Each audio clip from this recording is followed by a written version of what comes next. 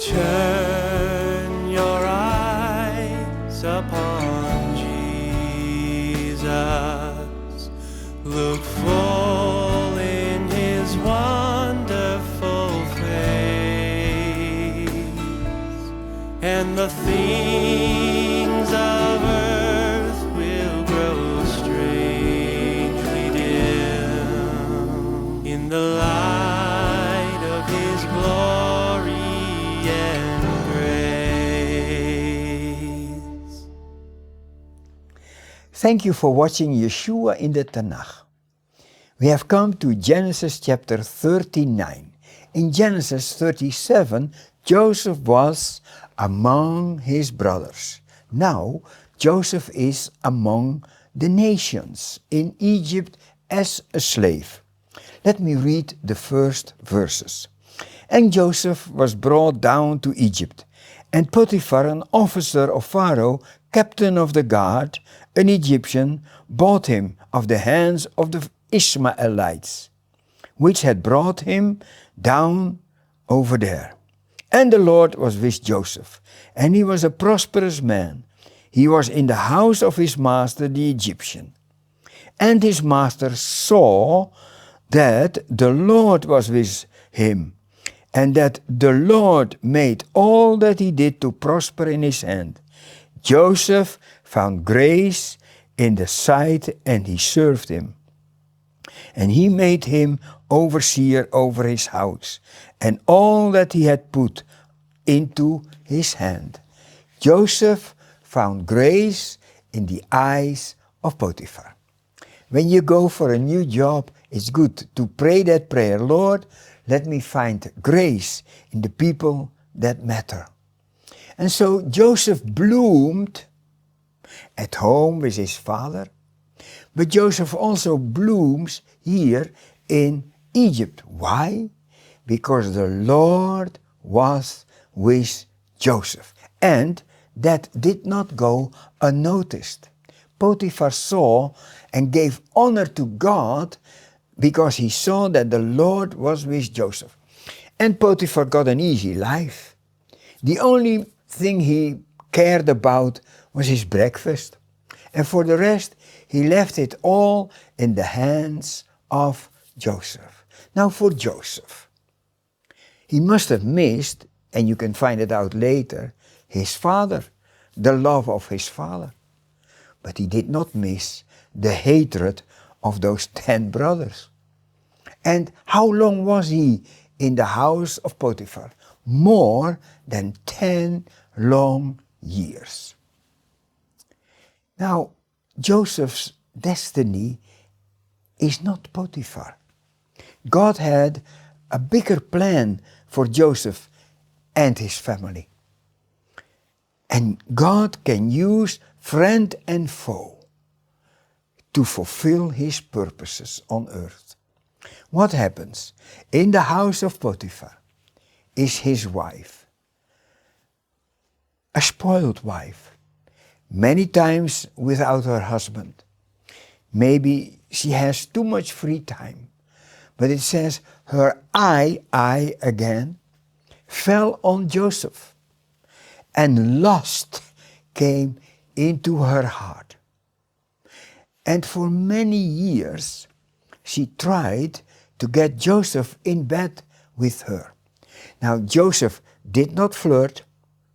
Joseph knew, even although the whole world gives in, even his brother Judah, I shall not give in, because God sees everything. Joseph lived in the presence of God. And when he testifies to the wife of Potiphar, he says, listen, shall I do such a great sin against God because you are Potiphar's wife?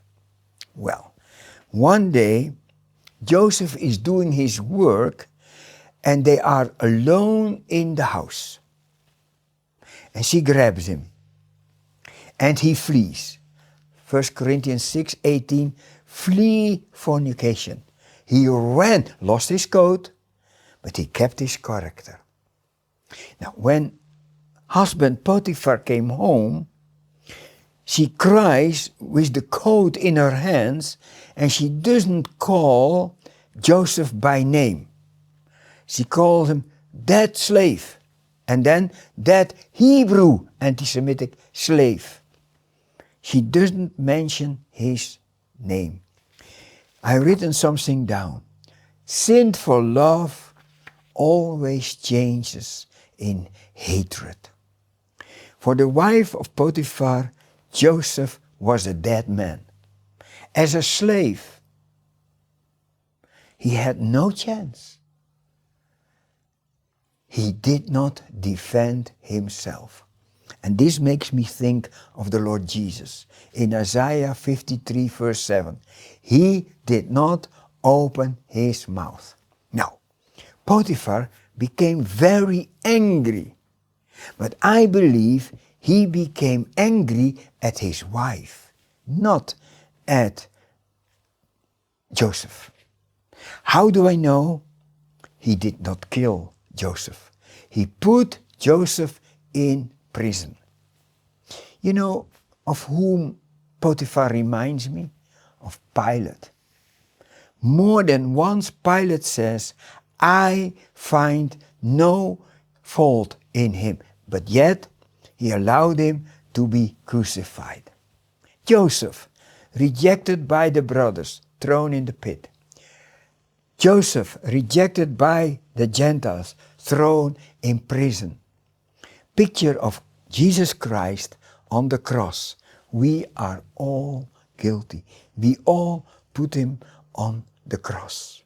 But God was with Joseph in the house of Potiphar, but also in the prison.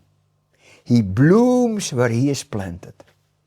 And the jailer leaves everything over to Joseph. Once more, we hear about Potiphar in chapter 40, verse 4, where he works it out that 2 servants of the Pharaoh are served by Joseph. And that comes a means to bring him into the palace. So Potiphar is used also later. But what can we learn from this chapter? It's such a rich chapter. Well, first of all, Judah had no self-control. Joseph had self-control. Sinful love always ends up in hatred. It's a good one to remember. Joseph did not flirt with her. She is anti-Semitic and she doesn't mention his name. Joseph, like Jesus, did not defend himself. And for the second time, he loses his coat and he ends up in the place of death. But that's not the end of the story. And so we know that God is in control. He uses Judah. He uses Potiphar. He uses the wife of Potiphar. And later he uses the cupbearer. God has a great plan.